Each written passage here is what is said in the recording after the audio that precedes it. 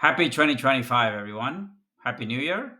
Hope everybody had a wonderful time off and are back to an exciting time that we'll have ahead of us. This is my annual prediction video where I hope to look into the future and make some predictions about what might happen this year. I think I'll be right in many of them. I may be wrong in a few, but hey, that's the way things are. Some of these predictions are quite obvious. It doesn't take a rocket science to really figure out what we're seeing. Some of the signs are very clear, but some of them I think are a little bit more subtle. Kind of on a macro viewpoint, the world is going through some big changes. I think that we have the age of peak foolishness is over in terms of energy. People are getting sick of paying a huge price for energy that's not reliable, that is not something that they can available to them. And in the end of the day, people are saying, hey, let's stick with natural gas. We know that natural gas works. We know that it's a clean burning fuel. We know it dramatically reduces pollution. And if we try to constrain the supplies of natural gas, all we do is drive up the price of natural gas, which then makes the governments and the utilities of the world use more coal, and that in the end ends up with more polluted environment and worse environment for all of us. So I think that a lot of these projects that we have heard about over the last couple of years on hydrogen and ammonia and carbon storage and all these other wonderful things, some of them may be economically viable, a lot of them may be technically viable, but very few of them are both economically and technically viable, especially without government subsidies. And I think governments around the world are getting sick of paying for a lot of subsidies for projects that may not actually deliver them benefits in the voting ballot.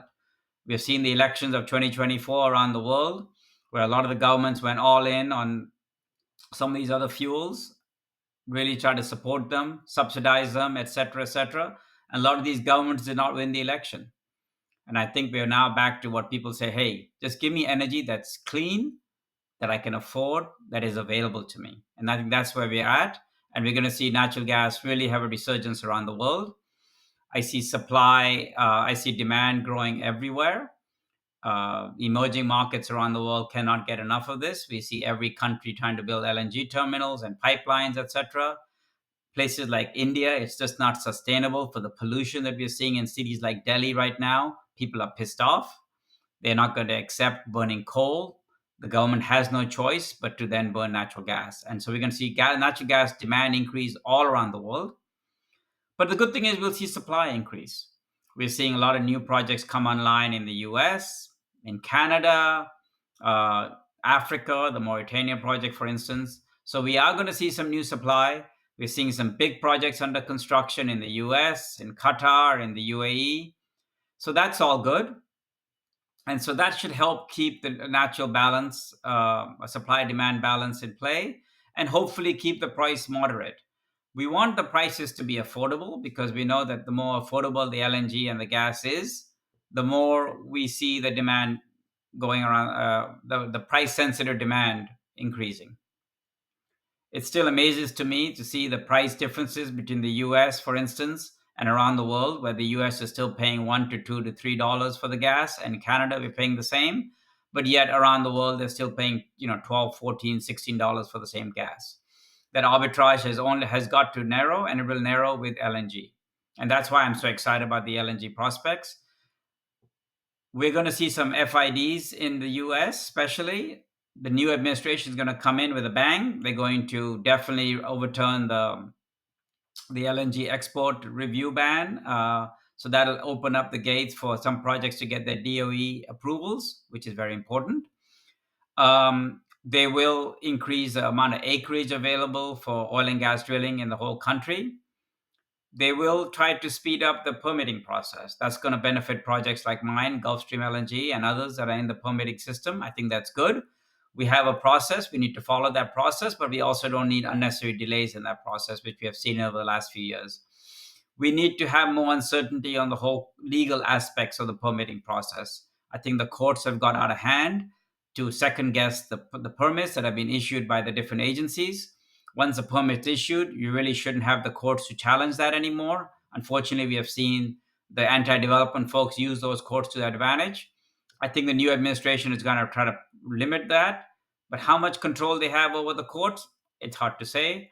Some of the projects that are stuck in court cases, I hope that they can get through them, but it won't be as easy as overturning the DOE ban for sure, which the government, I think the administration has a lot more control over. We will see FIDs in the US, especially. I'm expecting CP2. I'm expecting the first phase of Driftwood. I'm expecting Commonwealth. I'm hoping Texas LNG if they get past the court cases. These are the four projects that I think will see FID in the US. After that, I think there's going to be a dramatic slowdown in FIDs for greenfield projects. I actually don't see any more greenfield projects getting to FID until my own project, Gulfstream LNG. After these four that I've mentioned, which are Driftwood, Commonwealth, Texas, and CP2, there's not many other real viable projects in my view. Greenfield projects. There will be some expansions here and there, but greenfield projects, there won't be anything else until projects such as Gulfstream come along. And we're the only project, again, as I mentioned, in the pre-filing system in the last 5 years. So the US is going to produce a lot more incremental supply over the next year, and especially in 2025, and again in the next few years as these projects get to FID and they produce. But after that, there's going to be a less of them. Around the world, I don't see a lot of FIDs at all. We have seen these projects in the Middle East that are under construction. They will, of course, go ahead. But after that, are we going to see places like Mozambique kick off? I don't think so. Are we going to see any real game changers around the world? I really don't think so. We'll be waiting for things like Abadi in Indonesia, but we've been waiting a long time for those. I don't see any big projects happening in Canada anytime soon after the ones that we know about, which are obviously Cedar and LNG Canada, which will start production this year. So we are going to see continuing LNG and gas demand around the world. We're going to see good supply in the next 12 months and maybe the next 24 months. But after that, we're not going to see new supply. So I expect prices to be quite attractive for the demand, for the market for the next 12 months. After that, I expect prices to start rising as supply and demand go out of whack. I think places like Europe are in big trouble. They need to balance their anti gas, anti fossil fuel rhetoric with the harsh reality that they just don't have a lot of choices. I was just in Europe. It's getting pretty cold. We have seen that, as of today, there's not going to be any more Russian gas going through the Ukraine. There wasn't much as there used to be, of course, but that still is yet one more limitation to European gas supply. And Europe is kind of doing things that don't make a lot of sense. On one hand, they're subsidizing and they have agreed to pay off the Germans for mass amount of investment they did on the FLNG receiving on the floating receiving terminals, which was just approved by the European Commission a few weeks ago. They gave them hundreds of millions of dollars to subsidize that construction and the costs involved in that.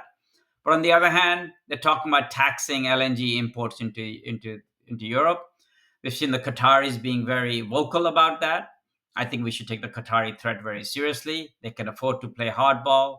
And if they do play hardball, we could see the Europeans backtrack quite quickly and kind of lose a lot of face. So I think Europe just has to kind of come to the reality that it's going to need more LNG, and it better not put many roadblocks to increase that price of that LNG. It's not going to help the European population as well, especially when their choices of other energy are getting very limited, especially when the Europeans are realizing a lot of their projects, the hydrogen, the ammonia, the wind, etc., they're going to just help a little bit at the margins. They're not going to make a massive difference. And maybe we are maxed out on how many of those projects are going to be out there.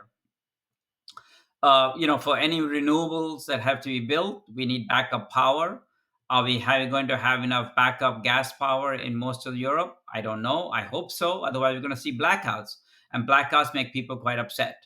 So I think Europe's going to kind of come to a realization that natural gas is the best option they have, and they're going to remove the roadblocks. And Trump's and all are going to push them to buy more US LNG, which is great for the US industry. I hope that doesn't drive prices around the world. It has the potential to do so, but I hope it doesn't. So that's kind of in a nutshell what we're going to see. We're going to see some good growth in supply in this year with a lot of projects in the US coming online, and then a growth in supply over the next couple of years as projects in the Middle East and the projects in the US take FID. But after that, I don't think there's a lot of options out there. And I think that if companies and investors are looking to get into the LNG supply business, there's less and less options for them to look at. On a final note, I think we should discuss, just kind of mention in passing, Jimmy Carter. He was president, of course, while he was president in the 70s, he created the Department of Energy. Those are the days when America was running out of energy, importing a huge amount of energy from the Middle East, especially oil, and even gas production was way low. And America was in a severe energy crisis. He created the Department of Energy to be a neutral body to provide energy security and energy data. I think the Department of Energy did that for many, many decades. I think the last 6 months to a year has not been good for the Department of Energy in that way. But how the world has changed since Jimmy Carter's days. In those days, America was very, very concerned about its security of supply. Today, America is the largest producer of both oil and gas, and potentially one of the largest, if not the first or second largest producer of LNG, and exporting LNG as well as exporting oil around the world. So good government policy can make a difference. If America listened to all the anti-development folks and stopped fracking, we wouldn't be where we are today. Thankfully, they didn't, and we have fracked, and fracking actually was the best thing that's ever happened. It increased the supply of oil, it increased the supply of gas, and actually fracking is going to help do carbon storage as well, because without more fracked reservoirs, carbon storage gets difficult. So all those places around the world that still think fracking is a four-letter word, get over it. It's not. If you've been doing it for 30 years, there's been a lot of wrong information about it. I think governments around the world, including where I am right now in Australia, need to just understand that fracking is nothing. And these anti-development folks have completely blown the information out of the water here and spread the misinformation, which has only hurt everybody. And you just have to look at the US. The US has some of the best air quality in the last improved air quality the last few years, has reduced its carbon emissions, all because of fracking, all because of natural gas. And other countries could do the same if they just get off their rhetoric about it. Have a great 2025. I look forward to meeting a lot of you in 2025. I'll be traveling. I'll be going to a lot of conferences. And of course, I'll be making good progress on Gulfstream. We are doing most of our field work has been done, our environmental field work. We are now working on the resource reports, which we expect to submit in the next few months. And we hope to graduate from the FERC pre-filing to the application phase very soon. We have some investors that have backed us. We're looking for more, but we are very happy with the way we are progressing. And we still remain the only new project in 5 years and the only new project proposed in 2024. So we look forward to that. Thanks, everyone. Goodbye.